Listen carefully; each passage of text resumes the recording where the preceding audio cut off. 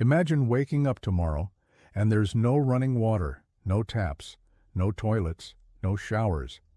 Maybe it's a power grid failure, a flood, a cyber attack, or worse, a long-term crisis that takes days, even weeks, to recover from.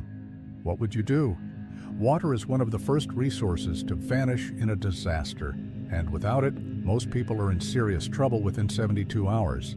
But here's the thing, you don't need a bunker and you don't need a big budget, you just need a plan, and this is it. One of the simplest ways to get started is with food-grade containers.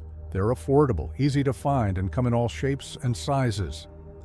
2-liter soda bottles, 5-gallon buckets, 55-gallon drums.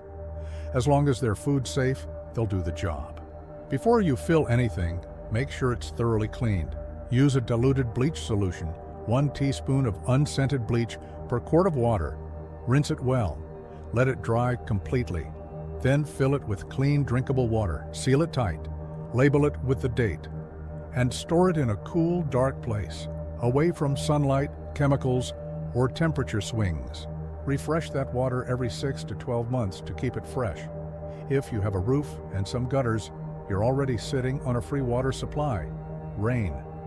A rain barrel can connect directly to your downspout and collect runoff whenever it rains. Just make sure it's made of food-safe materials and fitted with a tight lid or mesh screen to keep out bugs and debris. Rainwater can be used for flushing toilets, washing, gardening, or with proper filtration, even drinking during an emergency.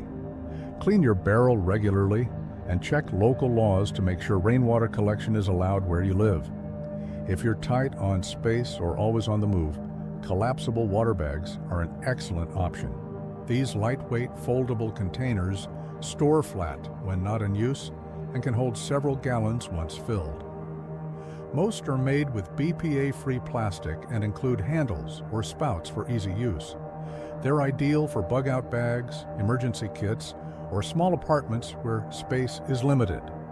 Keep a few pre-filled just in case, and keep extras handy to fill quickly if something goes wrong. Now here's a clever solution most people overlook: PVC pipe storage. By cutting food-safe PVC into sections and sealing both ends, you can create low-profile, watertight storage containers. Slide them under your bed, tuck them behind a couch, or stack them in a closet. They're durable, nearly invisible, and surprisingly effective. Just remember to clearly label them and keep a siphon or small pump nearby so you can access the water when needed. If you're thinking long-term sustainability, aquaponics is worth considering. It's a system that combines fish farming with hydroponic gardening. The waste from the fish feeds the plants. The plants filter and clean the water for the fish. It's a closed-loop ecosystem. And in an extended emergency, it gives you clean, circulating water, fresh vegetables, and even fish for protein. It takes a little knowledge and consistent care, but the payoff in self-reliance is enormous.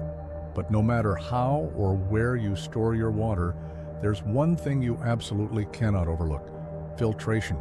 You can build a simple water filter at home using layers of activated charcoal, sand, and gravel. That'll help remove debris and some contaminants, but it's not enough to eliminate all pathogens. For that, you need purification, boiling, bleach, iodine tablets, or a reliable filter straw.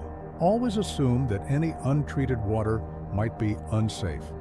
Whether it's from a stream, a rain barrel, or even a toilet tank, filter and purify it before drinking. There are a few other things you should do to stay ready. Always label your containers with the date they were filled. Keep your water off the ground to avoid contamination. Store it in more than one location so you're not dependent on a single supply. Make sure everyone in your home knows where the water is stored, how to access it, and how to purify it if necessary. And do a quick monthly check to make sure everything is sealed, clean, and still good to go. Because when the grid goes down and the stores are empty, water is one of the first things people scramble for. But if you've prepared, you won't have to panic. You won't be rushing to the store, you'll be calm, you'll be ready, and most importantly, you'll have what everyone else is desperately searching for: clean, safe drinking water.